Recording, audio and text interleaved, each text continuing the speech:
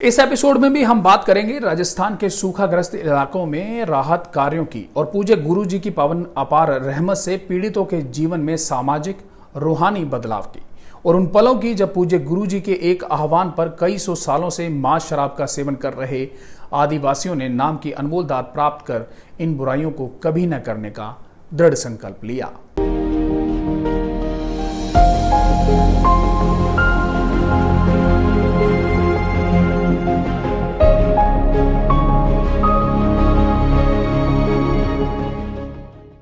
नमस्कार, मैं हूं अनिल कक्कड़ और रूहानी जीवोद्धार यात्रा सच्ची व रूहानी बातें मेरे साईं की के इस एपिसोड में आपका स्वागत है।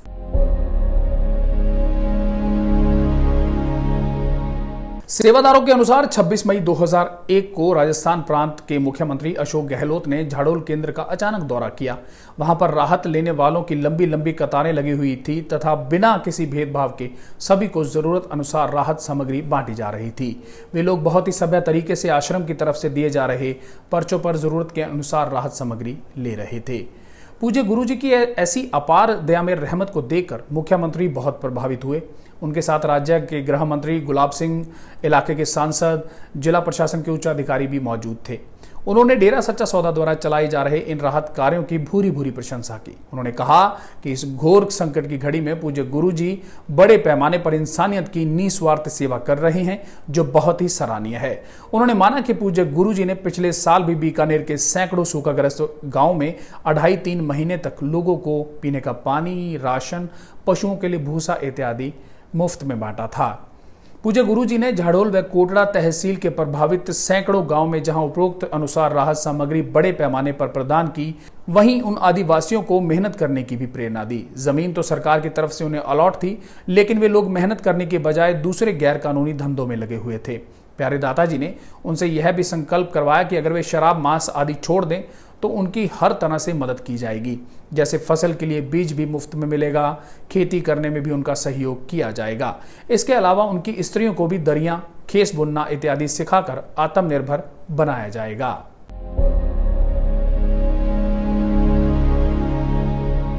पूज्य गुरु जी के इन वचनों पर उन्होंने बहुत खुशी व्यक्त की और अपनी बुराइयों जैसे मांस खाना, शराब पीना इत्यादि छोड़ने का पक्का संकल्प ले लिया।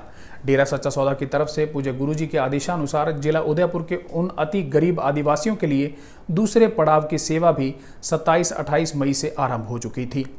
कुल मालिक की रहमत का एक यह भी अजीबोगरीब चमत्कार प्रत्यक्ष रूप में देखा गया कि पूज्य गुरु जी जहां जहां भी पधारे, जहां सूखा पीड़ितों ने बारिश की मांग की थी, वहां वहां खूब मूसलाधार बरसात मालिक की कृपा से पूरे इलाके में हुई। जब पूज्य गुरु जी आश्रम लौट आए, तब स्थानीय लोगों ने दरबार में संदेश भेजे कि पूज्य गुरु जी से कहें कि अब मेघला बहुत हो गया है, अब बंद करवा दें। यही स्थिति चूरू, बाड़मेर, बीकानेर और उदयपुर में हुई। बरसात बहुत हुई। मालिक की दया से उदयपुर की वो पहाड़ियां जो कुछ दिन पहले आग उगल रही थी, उन पर पूरी हरियाली छा गई। पेड़ पौधे, फूल, बेलें, सब पर नया यौवन आ गया। झीलें, नदियां पानी से लबालब हो गई, बल्कि किनारों से भी उछल रही थी। वे झरने जिनमें पहले पानी की एक बूंद भी नहीं थी, अब फिर से पानी से भरे अपनी सुंदरता दिखा रहे थे। अर्थात 3-4 वर्षों से सूखा पड़ा वहां का वातावरण बारिश होने के बाद इतना आकर्षक हो गया कि देखकर सभी का दिल खुश हो गया। यह सब पूज्य गुरु जी की रहमत का ही कमाल था कि पूज्य गुरु जी ने वहां अपने चरण टिकाए और उस तपती धरती को, वहां के जरूरतमंद लोगों पर अपना अपार रहमत लुटाई। पूज्य गुरु जी ने झाड़ोल व कोटड़ा तहसील के आदिवासी भाइयों की मदद के लिए जहां सैकड़ों सेवादारों की ड्यूटी लगाई, वहीं 100 के करीब सेवादार माता बहनों की भी ड्यूटी लगाई। सेवादार भाई आदिवासी भाइयों को खेती बाड़ी इत्यादि के काम में सहयोग करते, तो सेवादार माता बहनें वहां की महिलाओं को दरियां, खेस बुनने की सिखलाई देती। पूज्य गुरु जी की रहमत से उन सभी लोगों पर पूज्य गुरु जी की प्रेरणा का बहुत प्रभाव पड़ा। उन लोगों के मन में पूज्य गुरु जी के प्रति अपार श्रद्धा देखी गई और वे शराब, मांस व बुराइयां छोड़कर अब सीधे सच्चे रास्ते के राहगीर हो गए। उनके बच्चे स्कूल जाने लगे और घरों की औरतें भी दरिया खेस बुनने का काम करने लगी।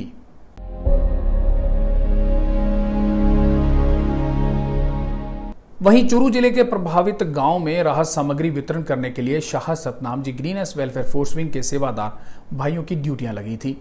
सेवादारों ने बताया कि पूज्य गुरुजी की आज्ञा के अनुसार तहसील तारानगर में एक मुख्य केंद्र बिंदु स्थापित किया गया। आश्रम के सद्ब्रह्मचारी भाइयों व ब्लॉकों की साथ संगत द्वारा सारा सामान यहीं पर स्टोर कर लिया जाता और बाद में 14 अन्य वितरण केंद्र स्थापित जो किए गए थे वहां पहुंचता। इस जिले की 3 तहसीलें सूखे से अत्यधिक प्रभावित थी, तारानगर, चूरू और राजगढ़। तारानगर हेडक्वार्टर रहा और इस तहसील के करीबन 40 गांव में पीने का पानी घर घर पहुंचाया गया और लगभग 100-125 गांव में भूसा, चारा इत्यादि वितरित किया गया। वहीं चूरू में 10 गांव में पीने का पानी और पशुओं के लिए चारा भिजवाया गया। इसी के साथ राजगढ़ तहसील के 25 गांव में वितरण केंद्र स्थापित किए गए, जहां से पीने का पानी व पशुओं के लिए चारा लोगों में बांटा गया।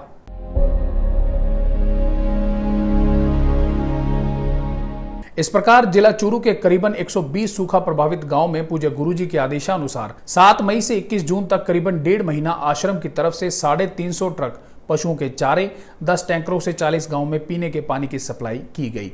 वहीं डेरा सच्चा सौदा के सेवादारों की काबिले तारीफ सेवा देखकर 21 जून 2001 को जिले के कलेक्टर ने डेरा सच्चा सौदा के नाम एक धन्यवाद पत्र भी भेजा।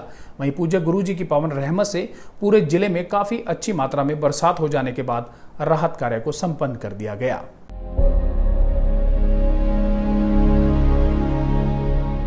इसके साथ ही जिला बाड़मेर के प्रभावित गांव में राहत सामग्री बंटवाने वाले जिम्मेवार सेवादारों ने बताया कि पूज्य गुरुजी की रहमत के अनुसार 18 मई से 1 जून तक राहत कार्य चलाया गया। इस जिले के 85 प्रभावित गांवों में राहत सामग्री वितरण के लिए 10 केंद्र बिंदु स्थापित किए गए। सभी गांवों में पशुओं के लिए दाना, भूसा, चारा तथा लोगों के लिए पीने का पानी 1 महीने तक वितरित किया गया। जिला कलेक्टर बाड़मेर ने 18 जून 2001 के पत्र द्वारा सेवादारों के सराहनीय कार्य की भूरी प्रशंसा की। आश्रम की तरफ से लगभग 15,000 क्विंटल भूसा, 715 क्विंटल दाना तथा 10 टैंकरों से पीने का पानी लगातार सप्लाई किया गया। वहीं जिला उदयपुर में 206 ट्रक चारा, 109 ट्रक गेहूं व आटा तथा 13 ट्रक सिले सिलाए कपड़े तहसील झाड़ोल और कोटड़ा में वितरित किए गए।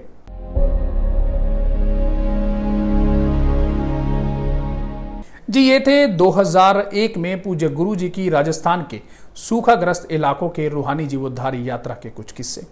उम्मीद है आपको जरूर पसंद आए होंगे। आप लाइक्स और शेयर करते रहें और हमारा मनोबल बढ़ाते रहें। अगले एपिसोड में कुछ ऐसी ही रूहानी और दिलचस्प सच्ची रूहानी जीवोद्धार यात्रा की कहानियां आपके साथ फिर शेयर करेंगे। धन्यवाद।